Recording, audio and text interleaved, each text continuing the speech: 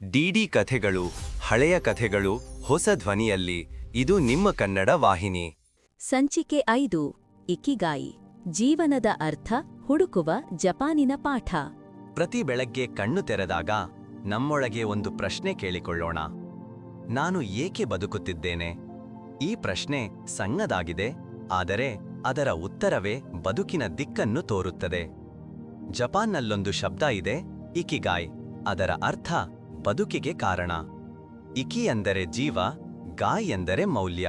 ಅಂದರೆ ನಾವು ಪ್ರತಿದಿನ ಬೆಳಗ್ಗೆ ಎದ್ದು ನಗುವಂತೆ ಮಾಡುವ ಕಾರಣವೇ ಇಕಿಗಾಯ್. ಒಬ್ಬನಿಗೆ ಅದು ಸಂಗೀತ, ಮತ್ತೊಬ್ಬನಿಗೆ ತನ್ನ ಕುಟುಂಬ, ಇನ್ನೊಬ್ಬನಿಗೆ ತನ್ನ ಕೆಲಸ ಅಥವಾ ತೋಟಗಾರಿಕೆ.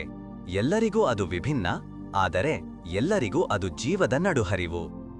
ಒಕಿನಾವಾ ಎನ್ನುವ ದ್ವೀಪದಲ್ಲಿ ಈ ತತ್ವ ಕೇವಲ ತತ್ವವಲ್ಲ, ಅದು ಬದುಕಿನ ಶೈಲಿ.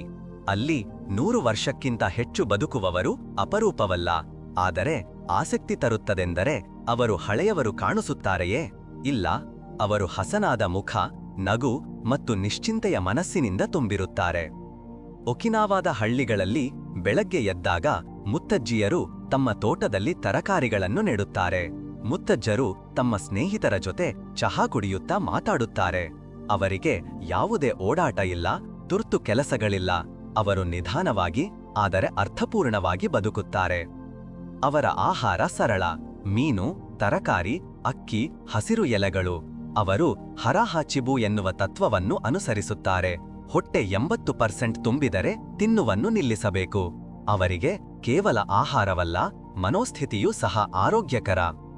ಅವರ ಬಾಳುವ ದಾರಿ ನಮಗೆ ಹೇಳುತ್ತದೆ, ದೀರ್ಘ ಜೀವನ ಕೇವಲ ವೈದ್ಯಕೀಯ ರಹಸ್ಯವಲ್ಲ, ಅದು ಜೀವನದ ಧೋರಣೆ. ಒಕಿನಾವಾದ ಜನರು ತಮ್ಮ ಇಕಿಗಾಯಿಯನ್ನು ಬದುಕುತ್ತಾರೆ. ಒಬ್ಬನಿಗೆ ಅದು ಬೋನ್ಸೈ ಮರಗಳನ್ನು ಬೆಳೆಸುವುದು, ಇನ್ನೊಬ್ಬನಿಗೆ ಅದು ನೃತ್ಯ ಕಲಿಸುವುದು, ಮತ್ತೊಬ್ಬನಿಗೆ ಮಕ್ಕಳೊಂದಿಗೆ ಆಟವಾಡುವುದು. ಅವರು ಕೆಲಸವನ್ನು ನಿಲ್ಲಿಸುವುದಿಲ್ಲ, ನಿವೃತ್ತಿ ಎಂಬ ಶಬ್ದವೂ ಇಲ್ಲ. ಯಾಕೆಂದರೆ ಅವರಿಗಾಗಿಯೇ ಕೆಲಸ ಅಂದರೆ ಕೇವಲ ಬದುಕಿನ ಭಾಗವಲ್ಲ, ಅದು ಬದುಕಿನ ಉದ್ದೇಶ. ಇಕಿಗಾಯಿಯ ತತ್ವ ನಮಗೆ ಹೇಳುತ್ತದೆ, ಜೀವನದಲ್ಲಿ 4 ಅಂಶಗಳು ಒಂದಾಗುವಾಗ ಅರ್ಥಪೂರ್ಣತೆ ಹುಟ್ಟುತ್ತದೆ. ನೀನು ಪ್ರೀತಿಸುವುದು, ನೀನು ಚೆನ್ನಾಗಿ ಮಾಡುವುದು, ಲೋಕಕ್ಕೆ ಅಗತ್ಯವಿರುವುದು ಮತ್ತು ಅದಕ್ಕಾಗಿ ನೀನು ಪಡೆಯುವ ಪ್ರತಿಫಲ. ಈ 4 ರೇಖೆಗಳು ಸೇರುವ ಸ್ಥಳವೇ ನಿನ್ನ ಇಕಿಗಾಯ್. ಅದನ್ನು ಕಂಡುಕೊಳ್ಳಲು ಸಮಯ ಬೇಕು, ಆದರೆ ಅದು ದೊರೆತ ಕ್ಷಣದಿಂದಲೇ ಜೀವನ ಹೊಸದಾಗಿ ತೋರುತ್ತದೆ. ಕಾಲಕಾಲಕ್ಕೆ ದಾರಿ ತಪ್ಪಬಹುದು, ಆದರೆ ಹೃದಯದ ಒಳಗೊಂದು ಶಬ್ದ ನಿನ್ನನ್ನು ದಾರಿ ತೋರುತ್ತದೆ. ಅದೇ ನಿನ್ನ ಇಕಿಗಾಯ್. ಜಪಾನ್ ಜನರು ಕೈಜನ್ ಎನ್ನುವ ತತ್ವವನ್ನು ಪಾಲಿಸುತ್ತಾರೆ. ಪ್ರತಿದಿನ ಸಣ್ಣ ಸುಧಾರಣೆ ಮಾಡು. ಒಂದು ದಿನದಲ್ಲಿ ಮಹಾಬದಲಾವಣೆ ಬೇಕಾಗಿಲ್ಲ. ಪ್ರತಿದಿನ ಕೇವಲ 1 ಹೆಜ್ಜೆ ಸಾಕು. ಅದು ನೀನು ಮಾಡುವ ಕೆಲಸವಾಗಲಿ, ನಿನ್ನ ಮನೋಭಾವವಾಗಲಿ, ನಿನ್ನಲ್ಲಿ ಬೆಳವಣಿಗೆ ತರಲು ಸಾಕು.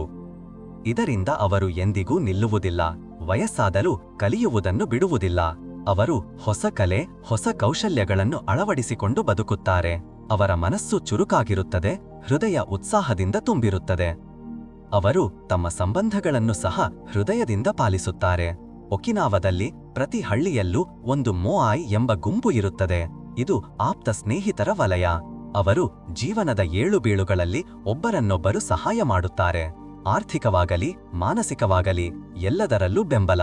ಇದರಿಂದ ಅವರಿಗೆ ಏಕಾಂತ ಅಥವಾ ಒತ್ತಡ ಎಂಬುದು ಕಡಿಮೆ. ಮಾನವ ಸಂಬಂಧಗಳು, ನಗು, ಹಂಚಿಕೊಳ್ಳುವ ಸಂಭಾಷಣೆ ಇವುಗಳೇ ದೀರ್ಘಾಯುಷ್ಯದ ಗುಟ್ಟಾಗಿವೆ. ಇಕಿಗಾಯಿ ನಮಗೆ ಹೇಳುತ್ತದೆ, ಬದುಕು ಸಣ್ಣದು, ಆದರೆ ಅರ್ಥಪೂರ್ಣವಾಗಿರಬೇಕು. ನಿನ್ನ ಕೆಲಸದಲ್ಲಿ ಪ್ರೀತಿ ಇರಲಿ, ನಿನ್ನ ದಿನಚರ್ಯೆಯಲ್ಲಿ ಶಾಂತಿ ಇರಲಿ, ನಿನ್ನ ಹೃದಯದಲ್ಲಿ ಧನ್ಯತೆ ಇರಲಿ. ನಿನ್ನ ಇಕಿಗಾಯಿಯನ್ನು ಹುಡುಕಲು ಯಾವುದೇ ದೊಡ್ಡ ಪ್ರಯಾಣ ಬೇಡ, ಅದು ಈಗಲೇ ನಿನ್ನೊಳಗಿದೆ. ನೀನು ನಿನ್ನ ಗಮನವನ್ನು ಒಳಗೆ ತಿರುಗಿಸಿದಾಗ ಅದು ನಿಧಾನವಾಗಿ ತೋರುತ್ತದೆ. ಇದು ಪರ್ವತದ ಶಿಖರದ ಬೆಳಕುವಲ್ಲ, ಅದು ನಿನ್ನೊಳಗಿನ ಒಂದು ಸಣ್ಣ ದೀಪ, ಪ್ರತಿದಿನ ನಿನ್ನನ್ನು ಮುನ್ನಡೆಸುವ ಬೆಳಕು. ಒಕಿನಾವಾದ ಹಿರಿಯರು ಹೇಳುತ್ತಾರೆ, ನೀನು ನಿನ್ನ ಇಕಿಗಾಯಿಯನ್ನು ಕಂಡುಕೊಂಡರೆ ನಿನ್ನ ಜೀವನವು ದೀರ್ಘವಾಗುತ್ತದೆ, ಆದರೆ ಅದರಿಗಿಂತ ಮುಖ್ಯವಾಗಿ ಅದು ಅರ್ಥಪೂರ್ಣವಾಗುತ್ತದೆ. ಹೀಗಾಗಿ ನೀನು ನಿನ್ನೊಳಗೆ ಕೇಳು, ನೀನು ಏನು ಪ್ರೀತಿಸುತ್ತೀಯೆ? ಯಾವ ಕೆಲಸ ನಿನ್ನ ಸಮಯವನ್ನು ಮರೆಸಿಸುತ್ತದೆ? ಯಾವ ಕ್ಷಣದಲ್ಲಿ ನಿನ್ನ ಹೃದಯ ಹಗುರವಾಗುತ್ತದೆ? ಅಲ್ಲಿ ಎಲ್ಲಾದರೂ ನಿನ್ನ ಇಕಿಗಾಯ್ ಅಡಗಿದೆ. ಅದನ್ನು ಹುಡುಕಿ ಅದನ್ನು ಬದುಕು.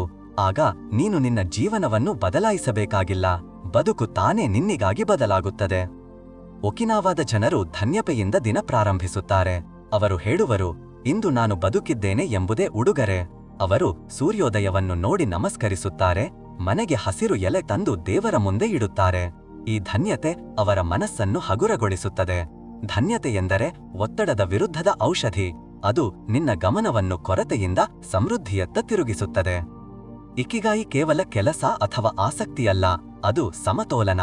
ಕೆಲಸ, ವಿಶ್ರಾಂತಿ, ಸಂಬಂಧಗಳು, ಸ್ವಾಸ್ಥ್ಯ ಈ ಎಲ್ಲದರಲ್ಲೂ ಸಮತೋಲನವೇ ನಿಜವಾದ ಸಂತೋಷ. ಒಬ್ಬ ಹಿರಿಯ ಒಕಿನಾವಾದವರು ಹೇಳಿದರು, ನಾವು ಜೀವನವನ್ನು ಓಡಾಡಲು ಬಳಸುವುದಿಲ್ಲ, ನಾವು ಅದನ್ನು ರುಚಿಸಲು ಕಲಿತಿದ್ದೇವೆ. ಅವರು ನಿಧಾನವಾಗಿ ನಡೆಯುತ್ತಾರೆ, ನಿಧಾನವಾಗಿ ಮಾತನಾಡುತ್ತಾರೆ, ಆದರೆ ಅವರ ಮುಖದಲ್ಲಿ ತೃಪ್ತಿಯ ನಗುವಿದೆ. ನೀನು ನಿನ್ನ ಇಕಿಗಾಯಿಯನ್ನು ಹೇಗೆ ಹುಡುಕಬಹುದು? ಅದಕ್ಕೆ ಯಾವುದೇ ನಿಶ್ಚಿತ ಮಾರ್ಗವಿಲ್ಲ, ಆದರೆ ಕೆಲ ಪ್ರಶ್ನೆಗಳು ಸಹಾಯ ಮಾಡುತ್ತವೆ. ಯಾವ ಕೆಲಸ ನಿನ್ನನ್ನು ಕಾಲಮರೆಸುತ್ತದೆ? ಯಾವ ಕೆಲಸ ನಿನ್ನ ಹೃದಯವನ್ನು ಹಗುರಗೊಳಿಸುತ್ತದೆ? ನೀನು ಯಾವ ವಿಷಯದ ಬಗ್ಗೆ ಮಾತನಾಡಲು ಎಂದಿಗೂ ಕಳಕಳಿಯಾಗುವುದಿಲ್ಲ? ನಿನ್ನೊಳಗಿನ ಯಾವ ಶಕ್ತಿ ಇತರರಿಗೆ ಉಪಯೋಗವಾಗಬಹುದು? ಈ ಪ್ರಶ್ನೆಗಳಿಗೆ ನಿಷ್ಠೆಯಿಂದ ಉತ್ತರಿಸು. ಉತ್ತರಗಳು ನಿನ್ನೊಳಗೆ ಅಡಗಿವೆ, ಅದನ್ನು ಬಲಾತ್ಕಾರವಾಗಿ ಹುಡುಕಬೇಡ. ಇಕಿಗಾಯಿ ನಿಧಾನವಾಗಿ ಸಹಜವಾಗಿ ಹೊರಬರುತ್ತದೆ. ಒಕಿನಾವದವರು ಸಂತೋಷವನ್ನು ಹಣದಿಂದ ಅಳೆಯುವುದಿಲ್ಲ, ಅವರು ನಗುವಿನಿಂದ, ಸ್ನೇಹದಿಂದ, ಶಾಂತಿಯಿಂದ ಅಳೆಯುತ್ತಾರೆ. ಅವರು ಹೇಳುವರು, ಸಂತೋಷ ಎಂದರೆ ಹೊರಗಿನ ವಸ್ತುಗಳಲ್ಲ, ಅದು ಒಳಗಿನ ಸ್ಥಿತಿಯಲ್ಲಿದೆ. ಹೀಗಾಗಿ ನಿನ್ನ ಇಕಿಗಾಯಿಯನ್ನು ಕಂಡುಕೊಂಡು ಬದುಕು ಪ್ರಾರಂಭಿಸಿದಾಗ ನೀನು ಹೊರಗಿನ ಯಶಸ್ಸಿನ ಬದಲು ಒಳಗಿನ ಶಾಂತಿಯನ್ನು ಕಂಡುಕೊಳ್ಳುತ್ತೀಯೆ. ಜೀವನ ಕೇವಲ ವರ್ಷಗಳ ಉದ್ದವಲ್ಲ, ಅದು ಅರ್ಥದ ಆಳ. ನಿನ್ನ ಇಕಿಗಾಯಿಯನ್ನು ಅರಿತುಕೊಂಡಾಗ ಪ್ರತಿದಿನ ಹೊಸ ಅರ್ಥ ಪಡೆಯುತ್ತದೆ. ನೀನು ಬೆಳಗ್ಗೆ ಎದ್ದಾಗ ನಿನ್ನ ಹೃದಯದಲ್ಲಿ ನಗು ಮೂಡಿದರೆ ಅಲ್ಲಿ ನಿನ್ನ ಇಕಿಗಾಯಿ ಜೀವಂತವಾಗಿದೆ. ನೀನು ಯಾರಿಗಾದರೂ ಸಹಾಯ ಮಾಡಿದರೆ, ಒಂದು ಸಣ್ಣ ಸಂತೋಷ ಹಂಚಿಕೊಂಡರೆ, ಒಂದು ಕೆಲಸ ಪ್ರೀತಿಯಿಂದ ಮಾಡಿದರೆ ಅಲ್ಲಿ ನಿನ್ನ ಬದುಕು ಅರ್ಥಪೂರ್ಣವಾಗಿದೆ. ಒಕಿನಾವಾದ ವೃದ್ಧೆಯೊಬ್ಬಳು ಹೇಳಿದಳು, ನನ್ನ ಜೀವನದ ರಹಸ್ಯ ಬಹಳ ಸರಳ. ನಾನು ಬೆಳಗ್ಗೆ ಎದ್ದಾಗ ನಗುತ್ತೇನೆ, ಸಂಜೆ ಮಲಗುವಾಗ ಧನ್ಯತೆ ಹೇಳುತ್ತೇನೆ. ಇದು ಇಕಿಗಾಯ್, ಇದು ಬದುಕಿನ ಕಲೆಯ ತತ್ವ. ಹೀಗಾಗಿ ನಿನ್ನೊಳಗೆ ಕೇಳು, ನಿನ್ನ ಇಕಿಗಾಯ್ ಯಾವುದು? ನಿನ್ನ ಬದುಕಿಗೆ ಅರ್ಥ ನೀಡುವ ಕ್ಷಣ ಯಾವುದು? ಅದನ್ನು ಹುಡುಕಿ ಅದನ್ನು ಪಾಲಿಸು. ಅಲ್ಲಿ ನಿನ್ನ ದೀರ್ಘಾಯುಷ್ಯವಿದೆ, ನಿನ್ನ ಸಂತೋಷವಿದೆ ಮತ್ತು ನಿನ್ನ ಹೃದಯದ ನಿಜವಾದ ಶಾಂತಿಯೂ ಅಡಗಿದೆ. ಬದುಕು ನಿನ್ನಿಂದ ಕೇಳುತ್ತಿದೆ. ನೀನು ನಿನ್ನ ಇಕಿಗಾಯಿಯನ್ನು ಕಂಡುಕೊಂಡೆಯಾ?